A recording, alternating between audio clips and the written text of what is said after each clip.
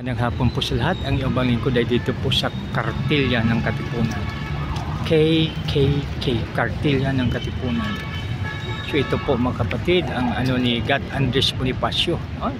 So ito yung kanyang monumento dito sa gilid ng City Hall ng Maynila. So napakaganda dahil maraming dumadaan. So sa gilid din po ito ng City Hall ng Manila City Hall. So kaya napakabuti siya, napakaganda, no? So may flag din ng Pilipinas po rito na nakakatapos. Dito naman si Mihan Garden, no? Ito naman po ang Mihan Garden.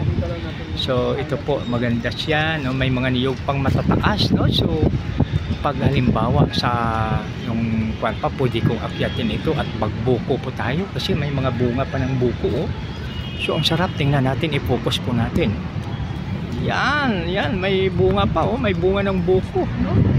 So, saan kaya pwede magpaalam para mga kaibigan, mag-comment po kayo, mag-suggest kung kanino po tayo magpapaalam para magkita-kita po tayo rito at saka aakyat tayo ng buko, no? Para malibre po ang ating buko, no? So, biro mo yan, ang daming bunga, oh, sarap, no? Naalaala ko yung mga niyog na aking itinanim doon po, na yung abangin ko doon sa Cotabato. Mga kaibigan, napakaganda, no? Dahil sa dami ng kahoy. Kaya mag-ibigan, magtanim po tayo dahil tayo lang sa buong mundo ang may apat na core values: maka-Diyos, makatao, makakalikasan at makabansa, no? So yan mga kaibigan, tulungan natin ating bayan upang ang environment natin ay napakaganda. So kaya dito sa Mihan Garden, o tinatawag nila sa garden sa gilid ng City Hall, ay napakaganda, no? Pagtapos tayo nagpasyal kay God Andres Bonifacio, pwede po tayo magpunta rito upang tayo magkaibigan ay magpalilim sa mga tanim na napakaganda, no? So napakaganda rito mga kaibigan, no? So yan, no?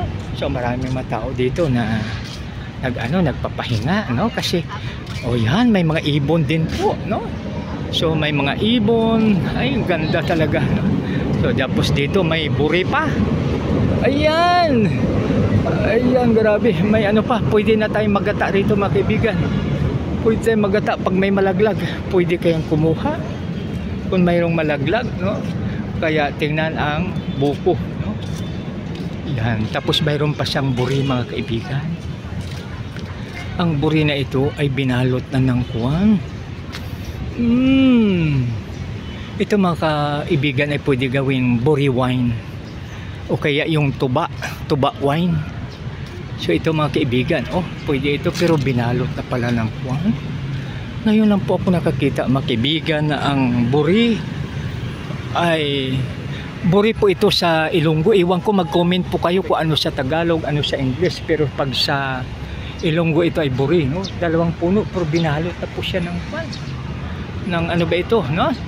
So, ng balite tree. Yan siya mga kaibigan.